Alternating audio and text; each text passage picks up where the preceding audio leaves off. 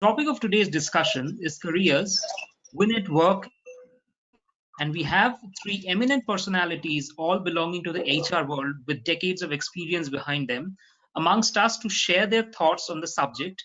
And now let me introduce them all of you. We have first Dr. Ankita Singh. Dr. Ankita, she is the Senior Vice President and the Global Head of HR at Cygnus Datamatics.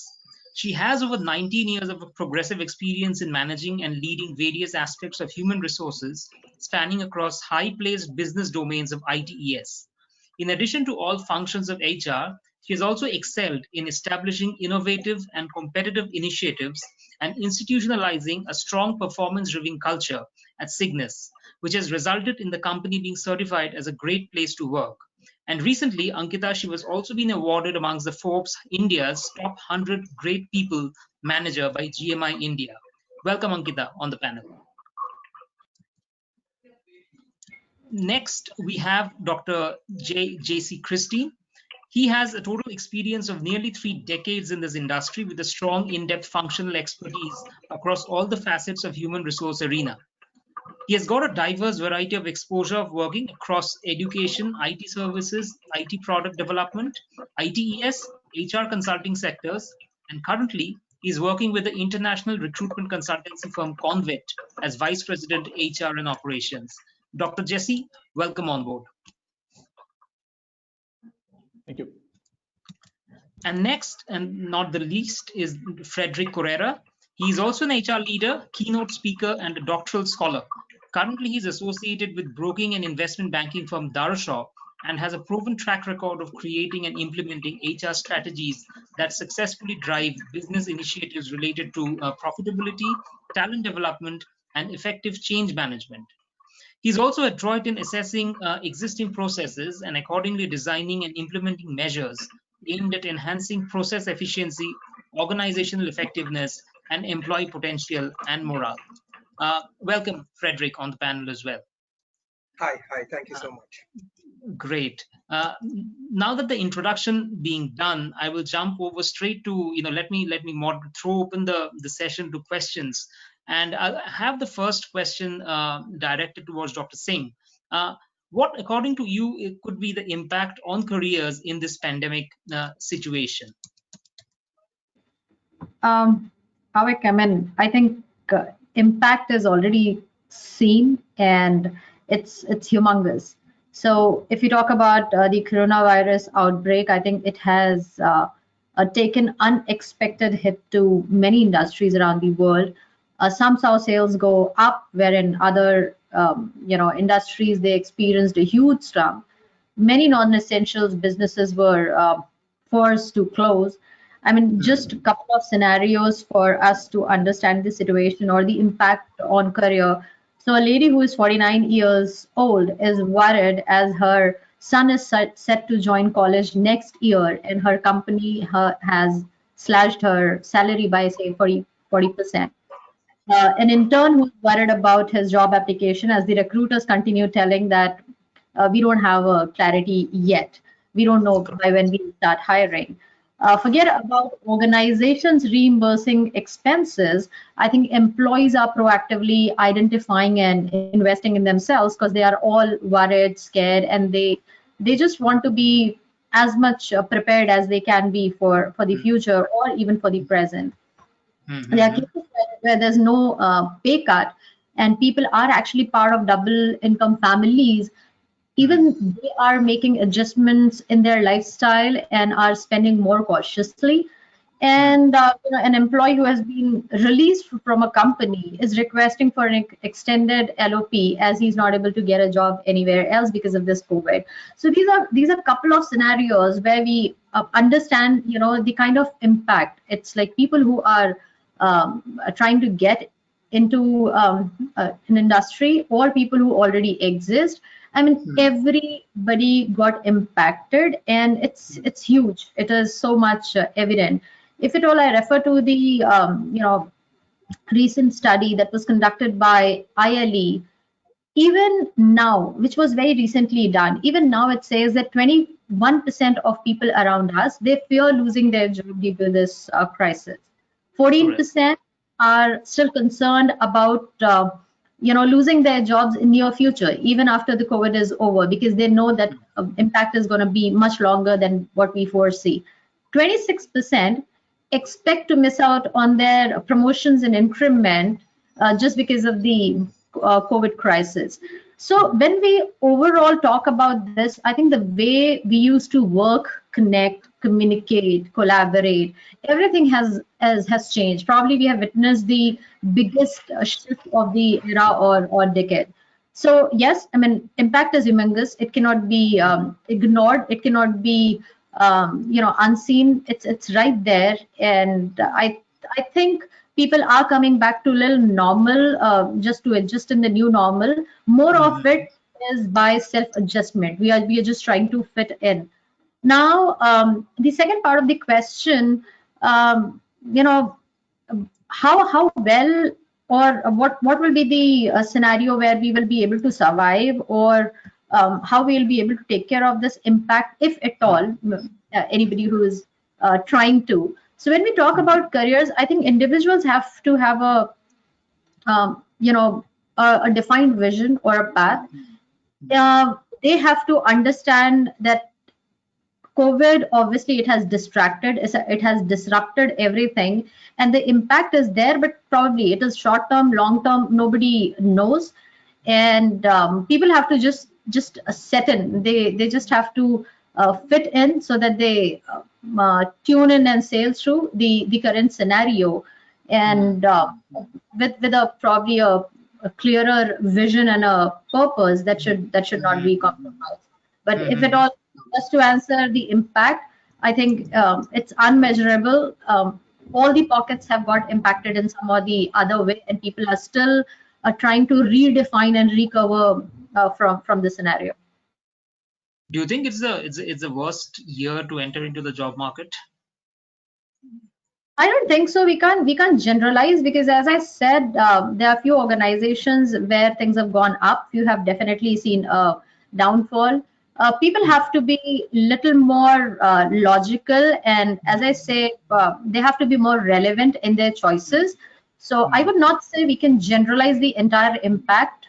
You can't say this is the wrong time, because there will be never a right time for Correct. any investment, even if it's your career or job investment. So you just have to understand the scenario, you have to understand the situation better, and whatever best option is available, you have Hmm. to transform yourself, you have to invest Hmm. really well in yourself, and you have Hmm. to make that shift very Hmm. swiftly within the Okay. time period that is probably defined by the undefined scenario like COVID. Correct. Correct. Correct. But there's also, I mean, do you think this careers are a marathon and it's not a sprint? I mean, COVID at the end of the day, I mean, it will finally be what everybody say, it will be a part of our lives. It isn't here to stay forever, but careers are. Do you agree with that view? Yeah, I think fact is, no matter how good or bad a situation is, it won't stay forever. So, as I said, our role is to probably fit and tune in and sail through. What I mean by that is, when you talk about a marathon, there will be phases where you have to go slow, because the patches are such. But probably you put in more energy to ensure that you don't spend too much time, or you don't waste too much time, or you have to put in a little extra to cover that patch, and that's where you have to be ready probably to take care of that situation or scenario. But obviously, when we talk about career, it is more prolonged, it is more defined. The Hmm. length, at least we know, even if we are somewhere in the middle, we know how much is left. If we are Hmm. starting, we know how much we have to walk through. Hmm. So Hmm. when we talk about COVID, definitely it is a much shorter phase, and individual has to keep in mind the longer phase, or the long term goal. But at the same time, you have to take care of the current situation, which can be as Hmm. short as 2 months or as long as an year. And Correct. right through, I would say, I mean, no matter Hmm. if it's a sprint or a marathon, you have to probably base your approaches on those three things, wherein you keep learning from past, you give best to your present because you know what the current situation is or current scenario is. But at the same time, when you're talking about a sprint or a marathon, you have to understand or explore the future as well and prepare really well. So whatever, probably as we know, when we talk about directionless or very vague future or a road ahead, but whatever little can be seen, you just have to prepare yourself and be ready to meet those challenges or cover the path. Correct. I think that right now, I mean, the best method would be to obviously prepare yourself for the best and sort of lie low. Uh, thank you so much, Dr. Singh. I mean, very relevant points made. I'll move over to Dr. Jesse now. Do you think that one can secure his dream job in this current turbulent environment, and really how to identify the right company to work with? Because there are so many, ifs and buts.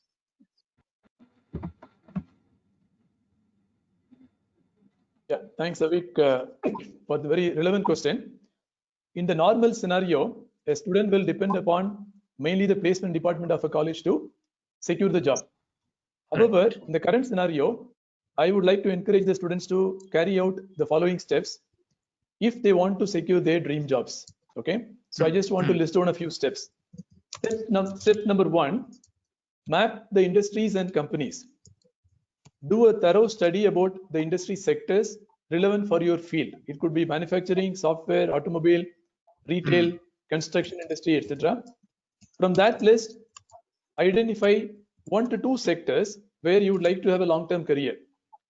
In these 1 to 2 sectors, identify 5 to 10 companies which you would like to target. Right? Then step number 2, have a folder for each company and capture all the details possible, more at a global level and at a country level. Right? Check if you know any friends or relatives or alumni working in these companies. Step number 3, start interacting with these identified companies. Build contacts with people from these companies by connecting with them through LinkedIn, Facebook, WhatsApp, etc. Approach them for various activities, including short-term projects, weekend, part-time, online jobs. There are plenty of such opportunities available right now. Step number 4, study the recruitment process of these companies very clearly. How do they recruit fresh graduates or engineers or MBA graduates? Do they recruit through campus or off-campus recruitments? Study what kind of jobs are available at the entry level. For example, sales officer, software engineer, finance executive, etc. What's the selection process? Is it a written test followed by GD followed by interview, or written test followed by interviews, or multiple rounds of interviews? Why it is important to know? Traditionally, what happens in the college, you will be informed by your placement department that next week so and so company is coming for campus recruitments. Sometimes you'll be communicated about this selection process a few days before they come, or just simply 1 or 2 days before their arrival. It is too late to prepare to crack the selection process. If you are good in technical or functional knowledge, you may clear the written test. But if you are not good in communication skills, and if they have a group discussion round, you will not clear that possibly. Then you are again frustrated.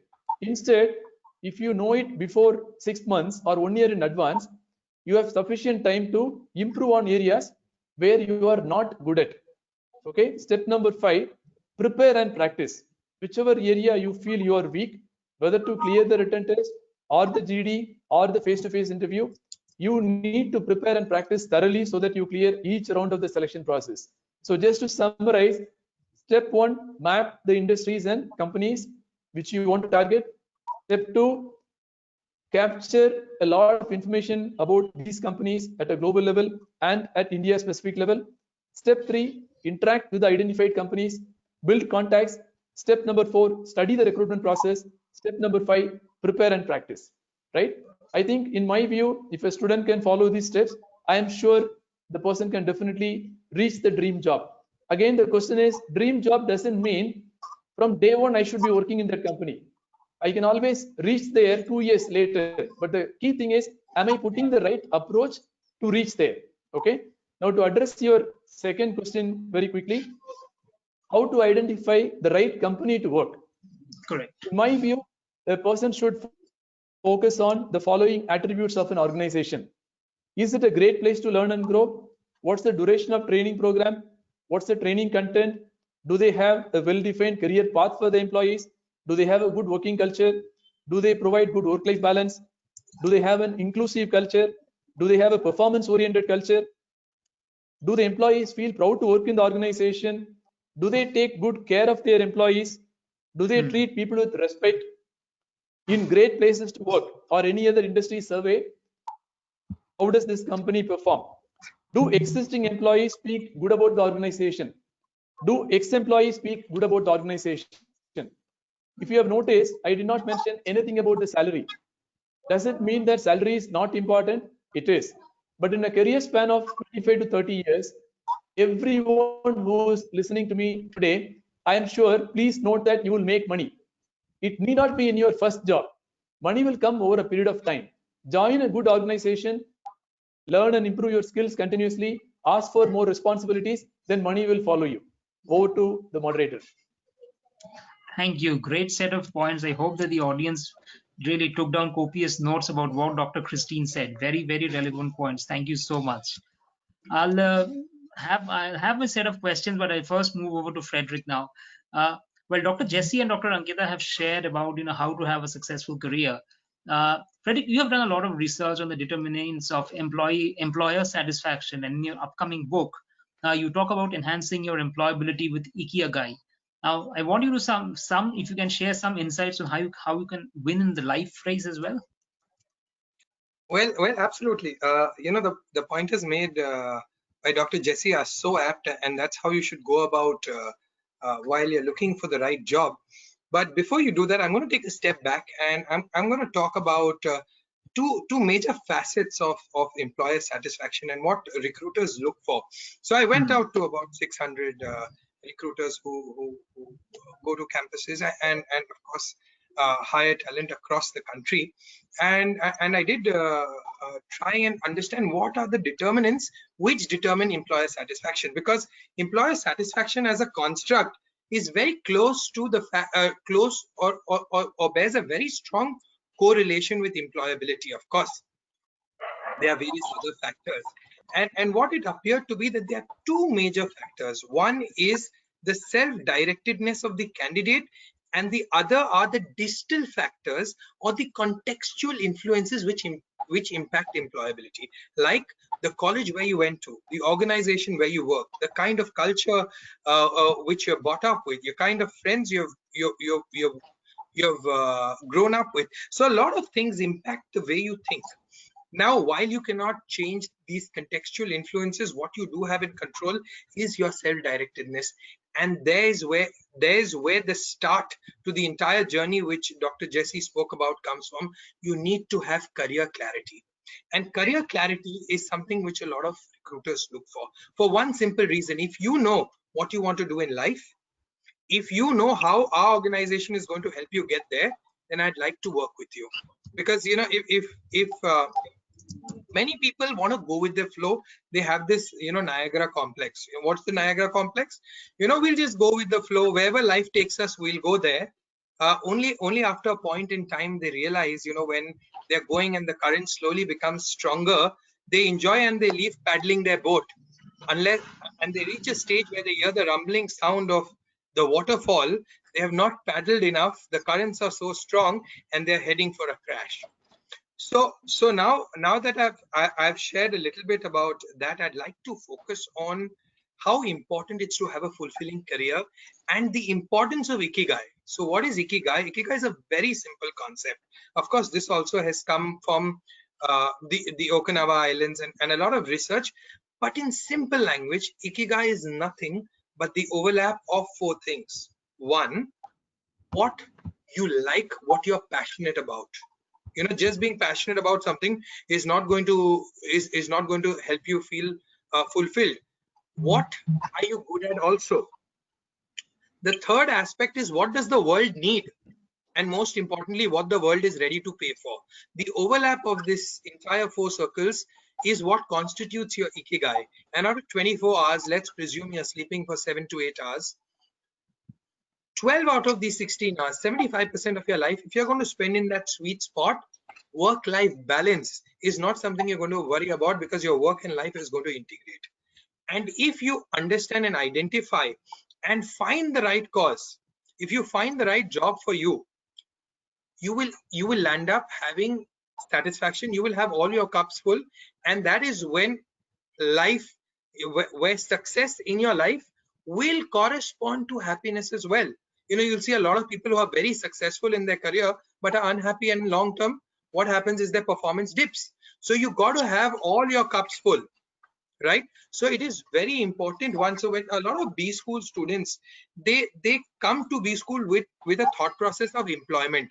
You know, today with careers, there's been a major shift, because the notion of lifetime employment has shifted to lifetime employability for one simple reason: social sciences and the way society evolves. Our forefathers had one need, which was your security need, and they would join an organization and grow with an organization. With the way our society has developed, and our generation and the millennials, they have the comfort, because of the wealth, because of the wealth generation, the opportunity to choose what kind of career they want. They know they have that kind of security. So in that case, when career stints have reduced from 15 and 20 years in an organization to 3 and 4 years, the whole onus of career management no more remains with the HR department themselves, but shifts onto the individuals themselves, right? So once you identify what's the end in mind, you rightly said career is a marathon, and the difference between a marathon and a sprint is, in a marathon you need to have a strategy, in a sprint you just need to go all guns out blowing, right? So if you have that strategy, your end in mind, you then backtrack and you make milestones. Once you make these milestones, you build achievable targets, and you got to review those targets, right? And the worst thing you can do is not reflect on what you're doing, because people do all of this correctly, and they have their goals set in life, they have their priorities set in life, but the biggest mistake is they don't spend enough time reflecting whether what I am doing today is taking me towards my goal or not. Because the most important tool one has is the ability to reflect. Because Einstein said it is insanity to do the same thing again and again and expect a different outcome. So if you are not moving towards your goal, you got to reflect and understand what you need to change in your strategy. And of course, once you have these things in place, of course the pointers shared by Dr. Jesse are very apt. You can follow this strategy, but you got to have the end in mind, right? It's like getting to and if you're looking at people in higher education institutes like an MBA program or an engineering program, understand that that happens to be the railway platform. Your job happens to be the train, and your destination happens to be the city you need to get to. And if you don't know which city to get to, you may land up staying in the platform, or you may land up running after a train where you see a lot of people going, presuming that that may be the right train to go on to. Get onto that, and only after some time realize that you're going further from your goals just because you followed everyone else. So career clarity, coming back to that point of concern, career clarity and self-directedness of the individual is absolutely paramount. That is something you have in your hand and in control, and you can build it.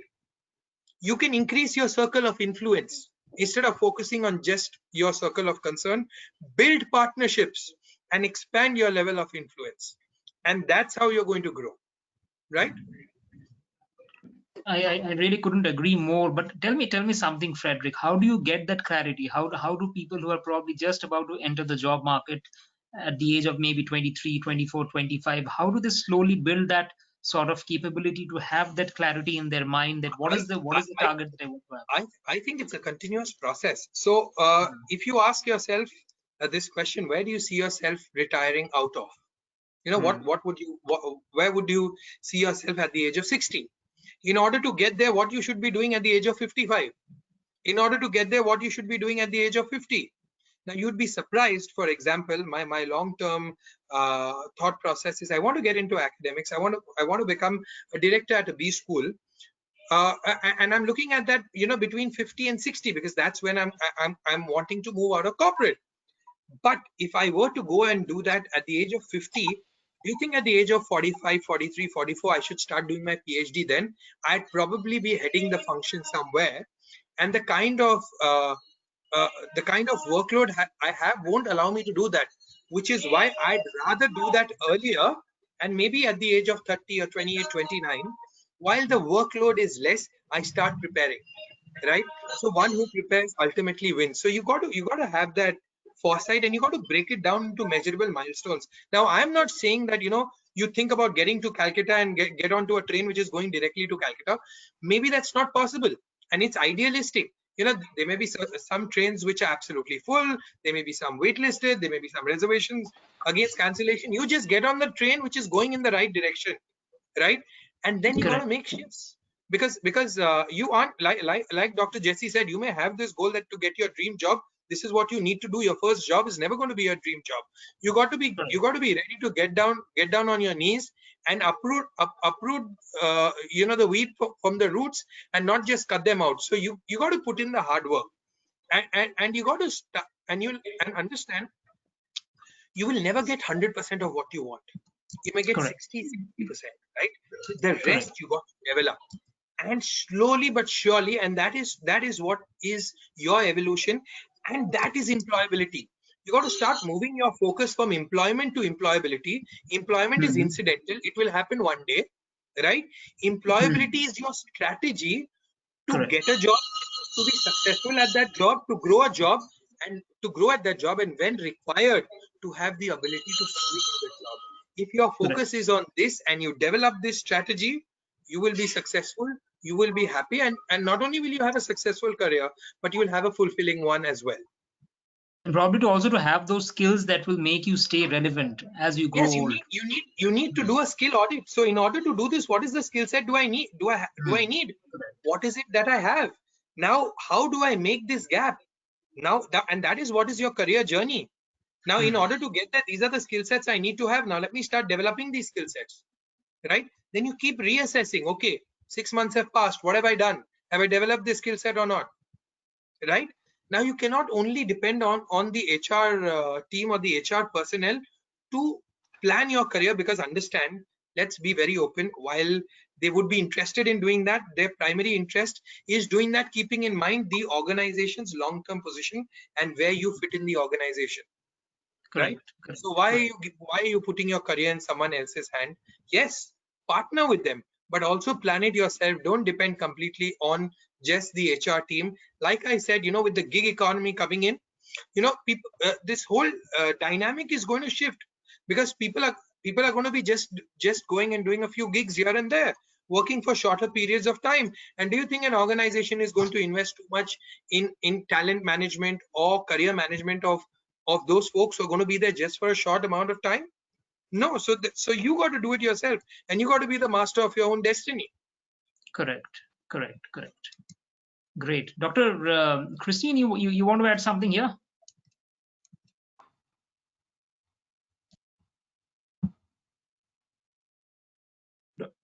Dr. Jesse, can you hear me? Oh, there seems to be some problem with this video. Yes. Yeah, am I audible? Yeah, you are audible. Yes. Your video was just blurring out a bit. Sure. Okay, so do I switch off my webcam? Would that be useful? No, it's fine now. No, you're good. You're good. Continue. You're good now. Okay, sure, fine. Okay, so I would like to introduce a concept called Kolaveri. Okay, it is not from the song of actor Dhanush. The word "veri" in Tamil language means desire. Kolaveri means it's actually fire and passion. Okay, you need to identify your Kolaveri. Kolaveri means something which is very, very close to your heart. How do I identify my Kolaveri? I just want to narrate an example. I'll share my own example so that it becomes easy for you to understand.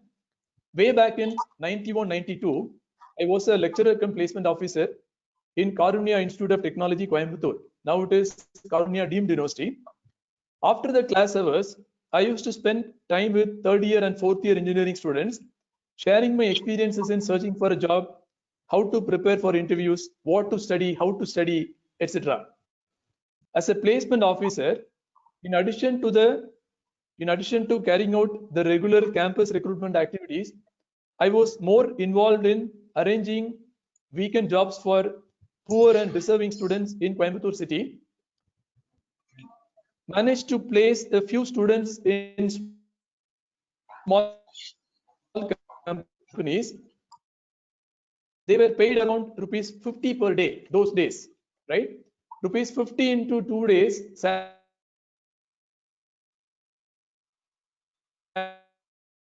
Okay, there again seems to be some problem.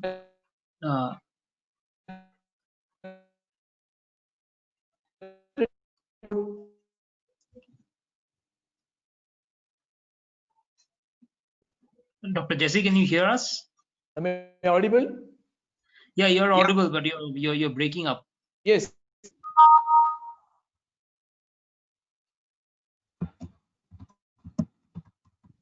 Okay.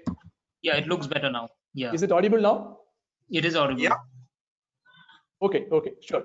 Fine. So while I was doing all these activities, personally, I was in my comfort zone. I had a tremendous level of satisfaction. It was easy and natural for me as a personality. I was enjoying what I was doing. These are symptoms to identify if you are operating in your Kollaveri zone or not. You can start loving your job, and that can also become your Kollaveri. Is there any other way to identify? Yes, you can convert your hobby as your job and make it as your Kollaveri.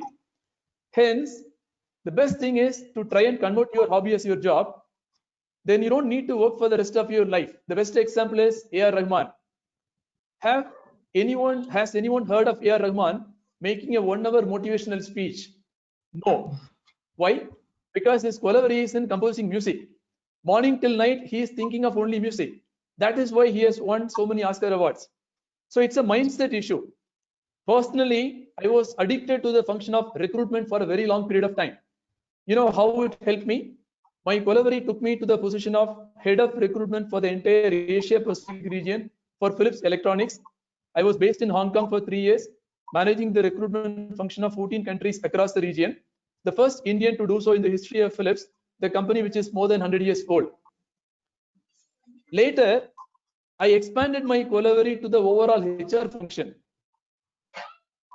I was actively involved in retaining employees at the grassroots level, at the associate level, while I was the Vice President HR for India operations at Hinduja Global Solutions from 2008 till 2012, managing 14,000 employees across 10 locations in the country. This prompted me to study further, and I completed my PhD in HR in 2017 with my final thesis on employee retention itself. If you are still not able to identify your Kollaveri, here is the good news.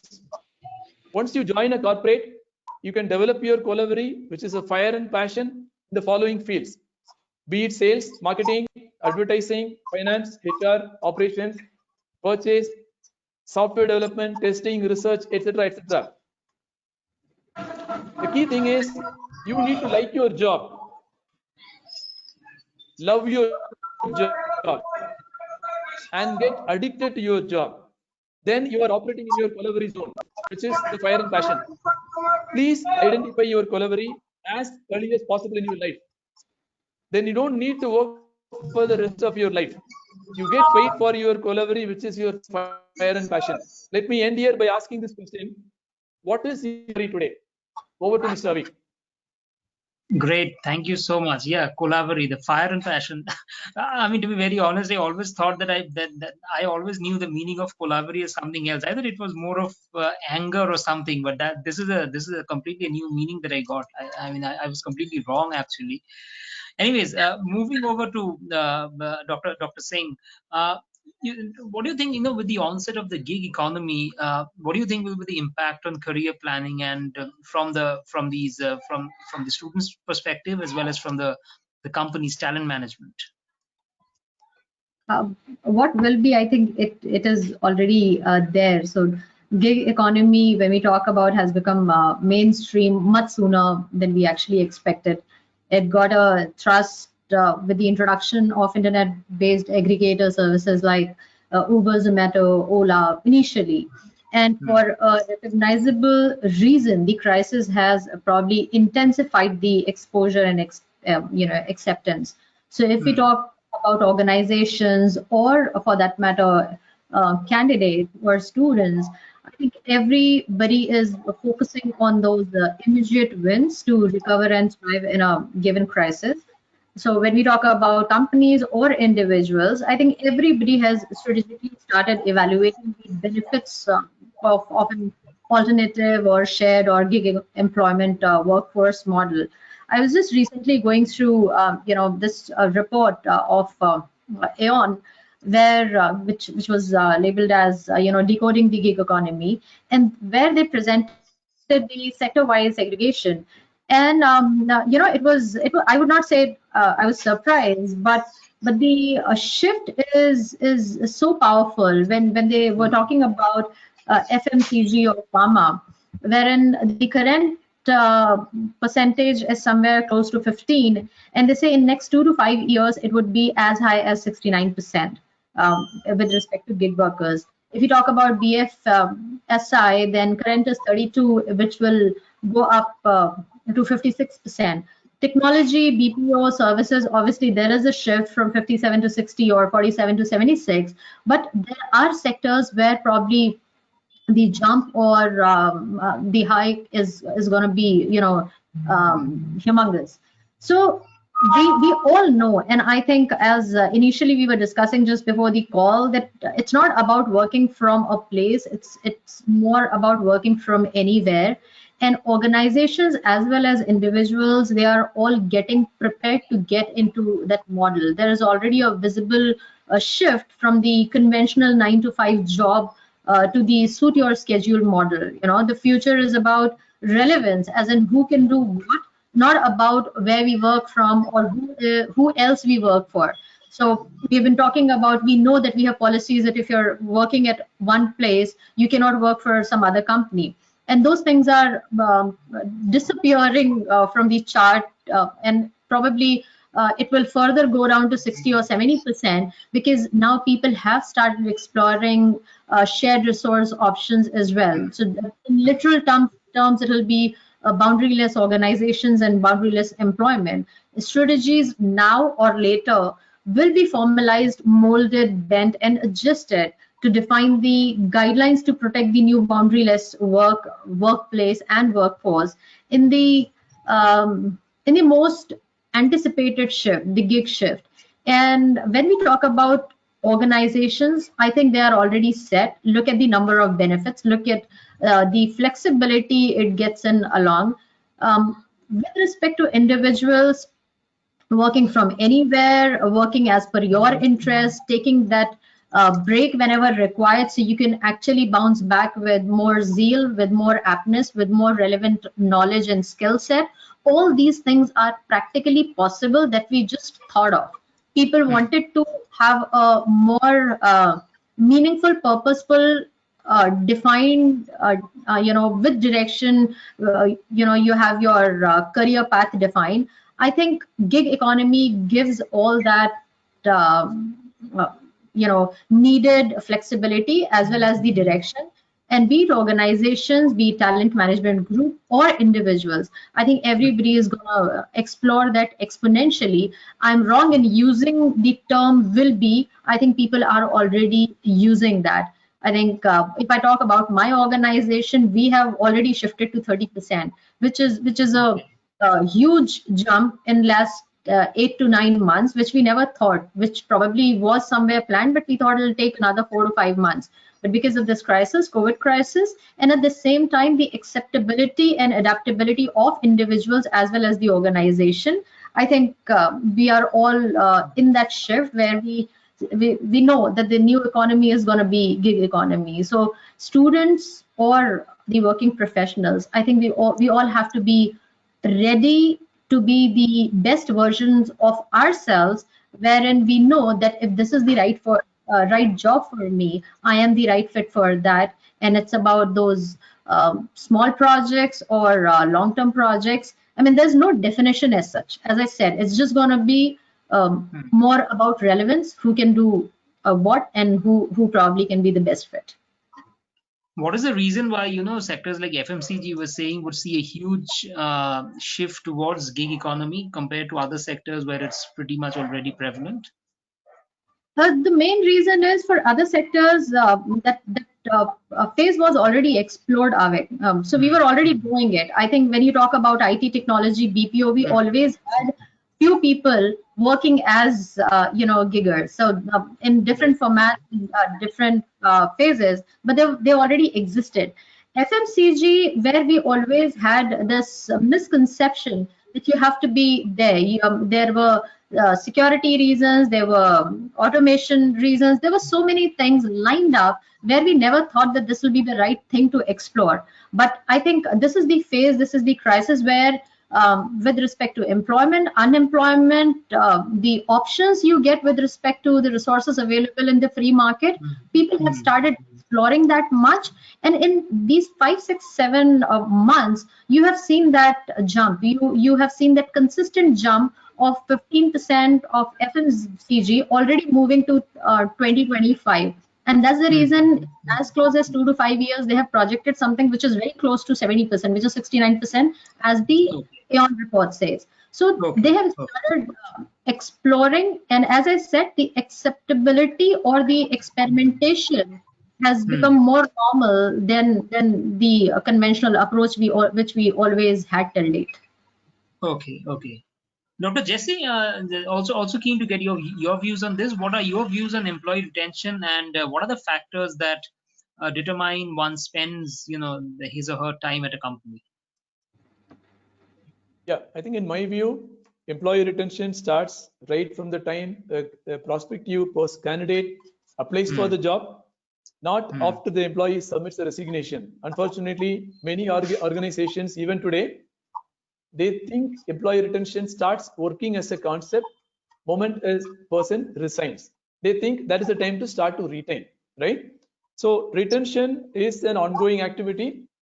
Secondly, why do people stay in an organization? In my PhD thesis, I have used Herzberg's two-factor theory. Through my research, I have found that motivation factors and hygiene factors, as proposed by Herzberg, positively influence employee retention. So I would like to call these factors as pull factors. Okay. So why do people stay in an organization? There are 6 motivation factors and 10 hygiene factors. So totally there are 16 pull factors. The motivation factors are recognition, advancement, responsibility, achievement, personal growth, job content, or the work itself. These are the 6 motivation factors. Hygiene factors, the company policy and administration, the technical supervision, interpersonal relations with subordinates, the salary which is paid to an employee, job security, work-life balance, working conditions, the status in the organization, interpersonal relations with the supervisors, and interpersonal relations with peer group. If an organization can proactively focus on strengthening these 6 motivation factors and the 10 hygiene factors, trust me, to a large extent, they'll be able to retain their employees comfortably. Okay, okay. Moving over to Frederick now, what do you think are the factors that should be considered when planning the job shift or career transition? I mean, we heard from Dr. Jesse from the employee's perspective. What from the employer's? From the employer's perspective, what about from the employee's side? See, bang on. See, truth be told, what I'm going to preach is an age-old formula. You don't leave an organization, and if you do leave, there should be only 2 reasons. One is the culture, for whatever reason, doesn't agree with you, right? And 2 is you believe the learning stops. These are the only 2 reasons why you should leave an organization, right? Now, unfortunately, what people don't understand is they leave a job because they find something better. And I think it's a very well accepted reason. You ask someone, oh, why did you leave that job? I found something better. It's like and people accept that answer. But if I'm just going to take an example, and just to humor all of y'all, I'm going to make it a little funny. It's like asking someone, why did you get divorced? Oh, because I met this girl who was very pretty, right? You don't get divorced because you met someone better. You get divorced because your marriage isn't working first. So you got to understand that the decision to leave your job and the decision to join another company are 2 separate decisions. If you decide to join another company, that is one decision. Why are you leaving your job today is another decision. You have to take them separately. If you reach a stage where you realize that, you know what, and people may leave initially, culture you don't fit, and there are different types of cultures. One is the type of work culture, the other is the location fitment. You're North Indian, you put in South India, maybe it's a great company, but the location doesn't fit with you. So there are different types of job fit. Then there's the role fitment. You thought it was something else, and you joined, and the job expected you to do something else. And of course there's that cultural fitment. But once you get these three and you settle in an organization, the only reason to shift should be because you believe the learning has stopped. Now there's another concept I'm going to introduce, which is the concept of learning cycles. In everyone's career, there are 5 to 6 learning cycles, and learning cycles generally are between 3 to 5 years. And each learning cycle begins when you step up, or when you get a major project which you start from phase 1 to the end and complete completely. Don't leave in between. For example, if there were two people, candidate A, candidate B, both started a job at Link Pens, and Link was working on a process which was a 5-year process, and it has 5 phases, 1 year each phase. Candidate 1 starts from phase 1 and completes phase 5 in Link, while the other candidate does phase 1 and phase 2 in Link. He joins Cello and does phase 3, phase 4, and phase 5. Now presume that all of these things is oversimplistic explanation. The learning which the gentleman who remained at Link has is exponential, because in the 3rd phase and 4th phase he's able to learn from what mistakes he made in the 1st phase. Unfortunately, when he shifted to this next company, he didn't do anything in phase 1 and phase 2, so he's not learning anything over there. He may learn phase 3, 4, and 5, so his learning is linear, right? So there are very few such learning cycles in one's career. There would be 4 to 5, maybe 6, 7 if you're lucky. You need to ensure that you get hold to that learning cycle and stick through that learning cycle, and never leave a job in between that learning cycle. And if you're going to go to your next job, see what kind of learning cycle are you going to get. Are you just fitting in? Are you just filling in? Are you coming in between? Because that's not going to help, because sooner or later compensation catches up, and compensation shouldn't be the reason for you to switch. And if you go back and you pull out any organization, and it's not just mine, you pull out any organization and you see the people on top are generally those people who have grown with the organization, because their learning is exponential. They are not exceptional people. Their learning and experience is exceptional, right? They have taken the right career decisions. Most of the times when people switch jobs, they see, what am I not getting in my current company which I'm getting in the next company? They shift over there, and then they start looking what I'm not getting here which I was getting before, and they're unhappy here also, and then they search for a third job. So these guys keep hop, skipping, and jumping, and after a period of time they would have completed 5, 6, 7 years without actually growing, without actually participating in those learning cycles. And then you'll see these people tend to stagnate, or they level off. I think at least just to share one. No, sorry, please. You were about to. No. Go ahead. Avik. No, I was just saying that what you made that reference of executives who have risen right at the top of the companies. I think of course they've had a fair share of their time spent in that organization, or maybe a significant part of their career has been spent at least in one organization, at least 10 to 12 years, where they grew with one organization, learned the tricks and trades of the business, and then probably thought over or got a better offer from another organization to move on. So Avik, I'm going to let in a small secret, and I talk about this I talk about it very briefly in my book, where you need to aim to be successful in the second half of your career. You see, when you're running in a marathon, you don't look about getting the lead in the first 2-3 rounds. You wait. You let the inexperienced people run and move fast. Then they lose their energy and they fall off themselves. And towards the end, you see, in the last 2 laps, you take over. So in your career also, try to be successful in the later half of your career. Many people, they want everything fast, and of course with millennials there is this thought process where everyone's running the race and they're wanting to run up this corporate ladder, only to realize that this ladder is leaning against the wrong wall. So in short, in the beginning of your career, you're going to be successful because you have good career, you will have a good mentor, or you'll have a good boss, and that's where the role of a boss becomes very important. You know, Molly talks about this in his book as well. The role a good mentor or a good boss can play, it's like a catalyst, because they help you build your foundations. And once you have your foundation strong, and when you get to those leadership levels, if you have that foundation strong, your career, you're going to leap and grow multifold. So there are people who grow very fast in the first 5, 6, 7 years of their career, and then they level off in terms of compensation, in terms of growth, because their salaries have grown, their skills haven't. So they reach a stage where they are overpaid for what they know.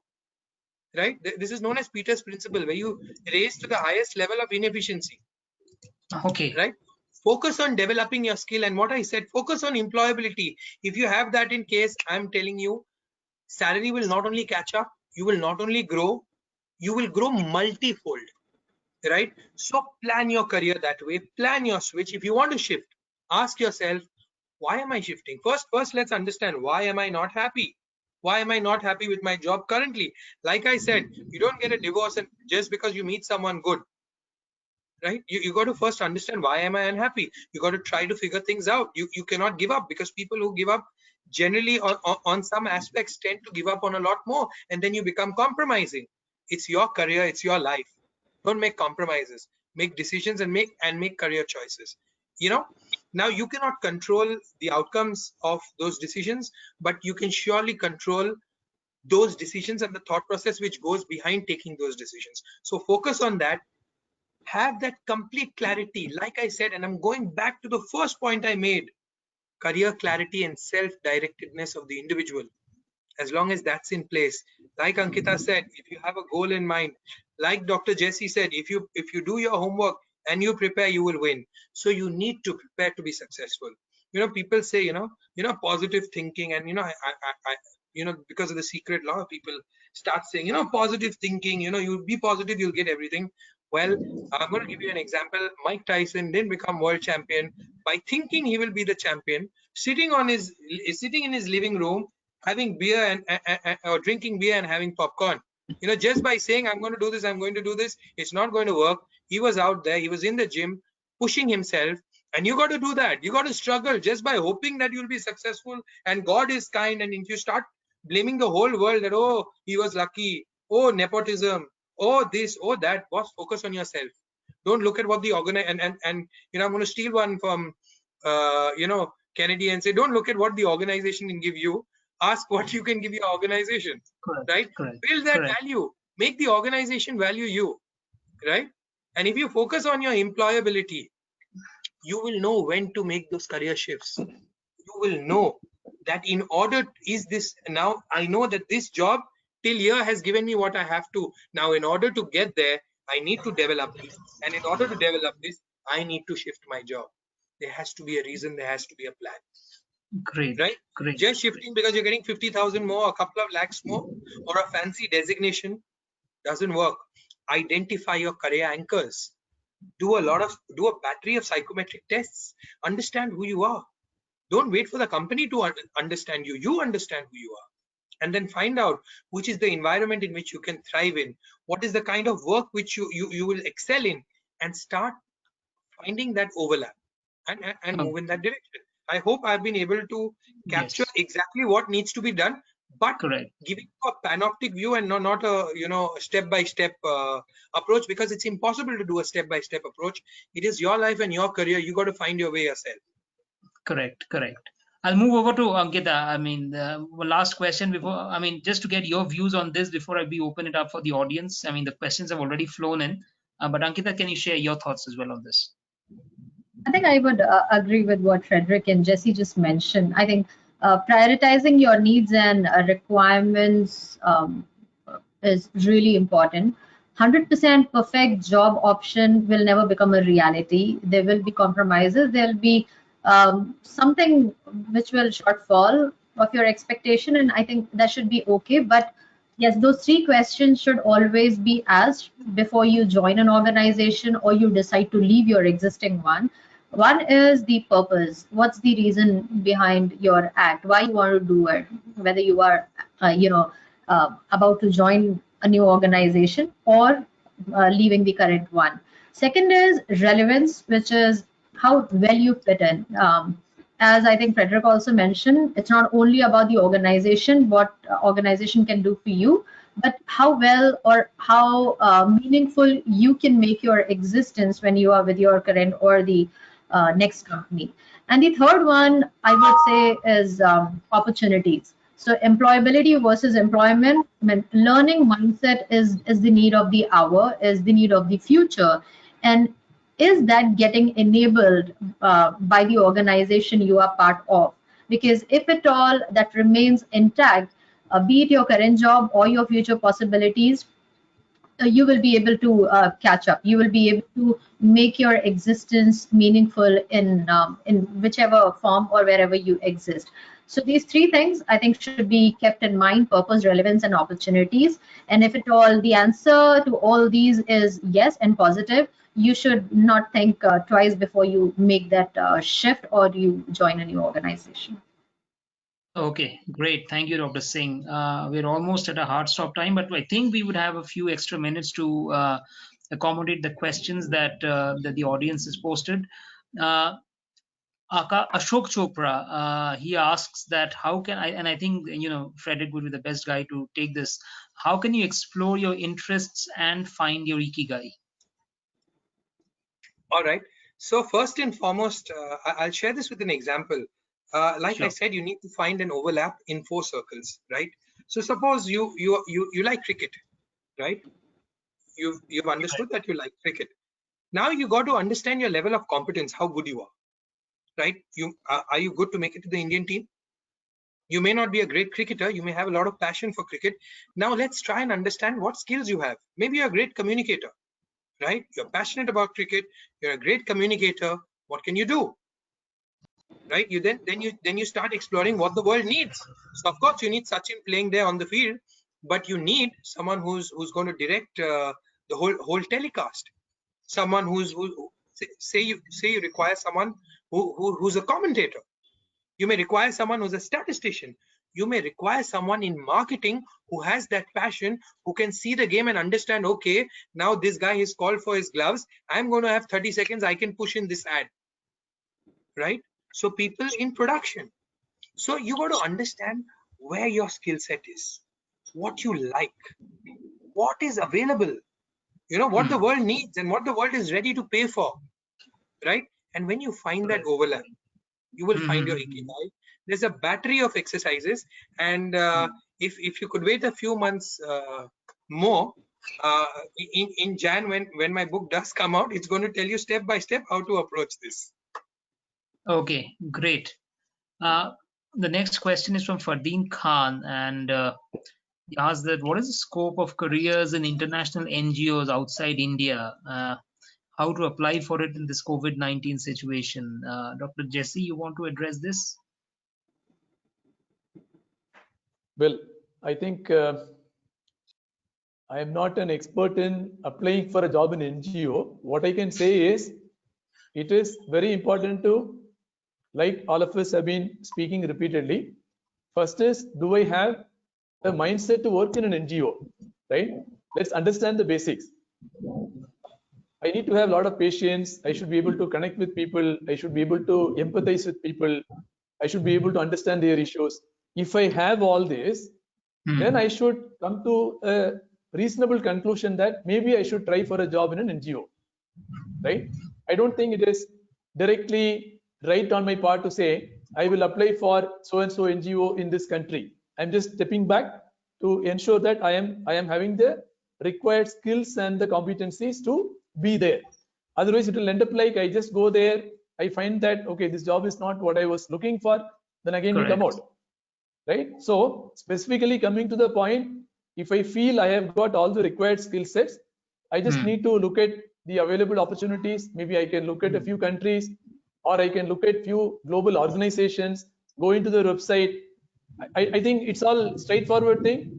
Figure out where the jobs are available, where I can apply, what are they looking for, do I have the required skill set in terms of everything. Is it only related to a country specific thing? So the whole lot of things should go into preparing me as a prospective employee for that organization, whether it is an NGO or any other company, any company in the global market. Sitting in Correct. Bangalore, if I want to apply for a job in USA, great thinking process. But if I send my resume, will they consider me? So I need to understand what it requires for me to relocate from Bangalore to, let's say, Washington. So I think it is commonly applicable for any sector we are looking at. Absolutely, absolutely. And just one more question from Fardeen only. I'm not too sure, but what is this inner circle concept and hidden job market? I am not really sure of that, but any one of you would like to take the opportunity to answer that. Inner circle concept and hidden job market. Anybody sure of those? Inner Circle concept and hidden Can I job answer market. that? Sure, please go ahead.